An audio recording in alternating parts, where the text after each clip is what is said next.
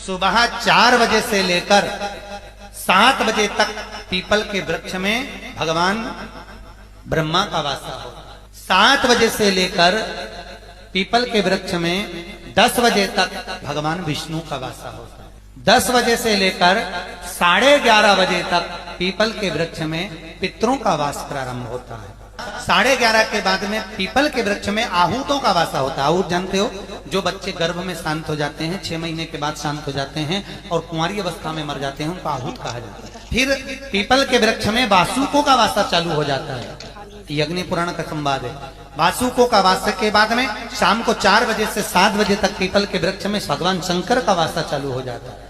7 बजे के बाद में पीपल के वृक्ष में रात्रि को 8 बजे से 9:30 बजे तक पीपल के वृक्ष में कुबेर का वासा होता है। इसलिए दीप को 9 बजे जो पीपल के पेड़ के नीचे घी का और एक तेल का दिया लगा देता है, उसके यहाँ कभी संपदा की कमी नहीं होती। आज शनिवार का दिन है, जिस दिन हिंदू धर्म में ये दिन पीपल के वृक्ष के लिए पूजनीय होगा। जो भी शनिवार के दिन पीपल के वृक्ष की पूजन करेगा, दूध चढ़ाएगा या मिष्ठान का भोग लगाएगा, लक्ष्मी और नारायण उसके घर में प्रवेश कर जाएगा। लक्ष्मी जी बोली, नारायण आपने तो एक दिन का वार लिख दिया। शंकर जी ने 7 वार बनाए हैं, रविवार, सोमवार, मंगल, बुध, गुरु, शुक्र और शनि। ये शिव जी ने बनाया। अब एक दिन आपने अपना बना लिया, बाकी के दिन अगर कोई इस पीपल के वृक्ष के नीचे आएगा और यहां तो दरिद्रता बैठी है, तो उसका क्या होगा?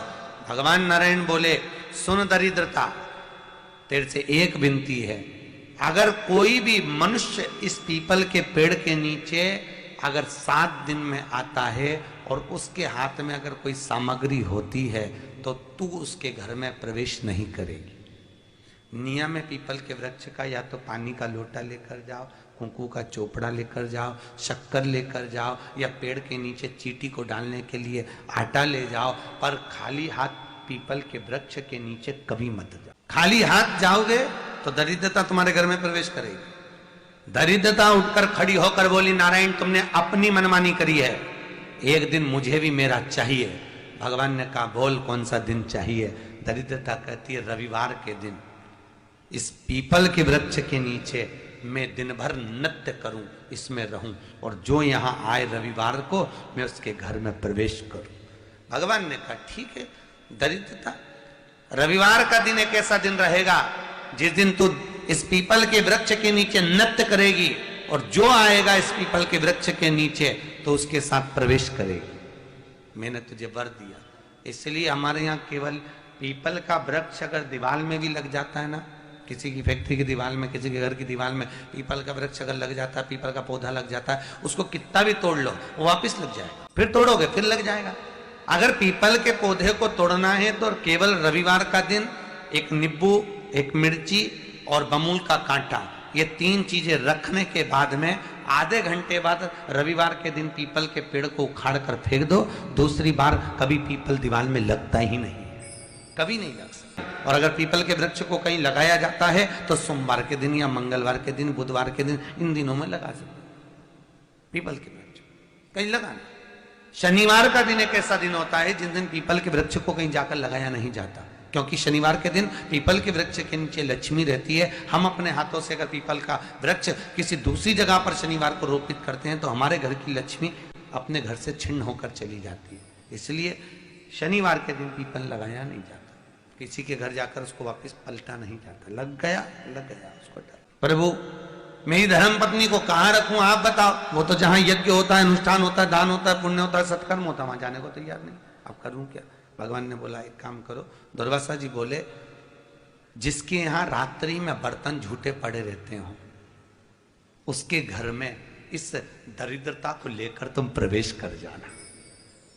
जिसके यहाँ रात्रि में बर्तन झूठे पड़े हो वहां लेकर प्रवेश कर जाओ। दूसरी जगह दुर्वासा जी बोले, जो स्त्री घर में दोपहर के समय पर सो रही हो उसके घर में इसको लेकर प्रवेश कर। जो स्त्री दोपहर के समय में घर पर सो रही हो, इस दरिद्रता को लेकर प्रवेश कर जाइए। तीसरा, जिसके यहां पर दरवाजे पर कांटे वाले पौधे लगे हों, उस घर में इस दरिद्रता को लेकर प्रवेश कर जाए। जिसके यहां पर भी अगर थोड़ी सी भी परेशानी होती है, थोड़ा सा क्लेश होता है, अशांति होती है, लक्ष्मी नहीं टिक रही हो, काम नहीं बन रहे हो, बहुत प्रयास करा जा रहा हो और हमारा कार्य नहीं होता, तो क्या करते हैं? फिटकरी और नमक को पानी में डाल देते हैं और घर में पोछा लगा देते हैं। आप लोगों ने आजकल फेसबुक पे भी पढ़ा होगा, व्हाट्सएप पे भी पढ़ा होगा। तो क्यों लिखा उसमें? उसका कारण ही केवल ये है कि दाता और विधाता की प्रियता उसमें।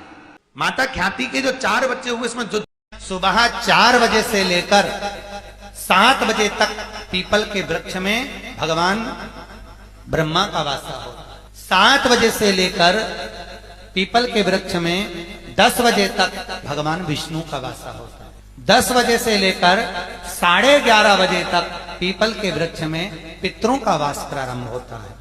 11:30 के बाद में पीपल के वृक्ष में आहूतों का वासा होता है। आहूत जानते हो, जो बच्चे गर्भ में शांत हो जाते हैं, 6 महीने के बाद शांत हो जाते हैं और कुंवारी अवस्था में मर जाते हैं, उनको आहूत कहा जाता है। फिर पीपल के वृक्ष में वासुकों का वासा चालू हो जाता है।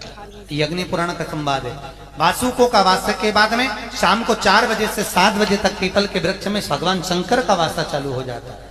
7 बजे के बाद में पीपल के वृक्ष में रात्रि को 8 बजे से 9:30 बजे तक पीपल के वृक्ष में कुबेर का वासा होता है। इसलिए दीप को 9 बजे जो पीपल के पेड़ के नीचे घी का और एक तेल का दिया लगा देता है, उसके यहाँ कभी संपदा की कमी नहीं होती।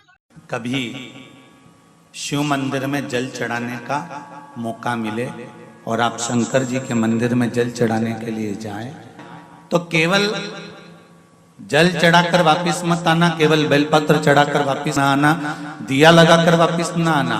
आते आते बाबा भोलेनाथ जी से ये भी पूछ कर आना, बाबा आप मंदिर में बैठे रहते हो, बहुत दिन हो गए आपको बैठे बैठे, चलो आज मैं आपको मेरे साथ लेकर चलती हूँ और मेरे घर तक लेकर चलती हूँ। श्री शिवाय नमस्तुभ्यम्।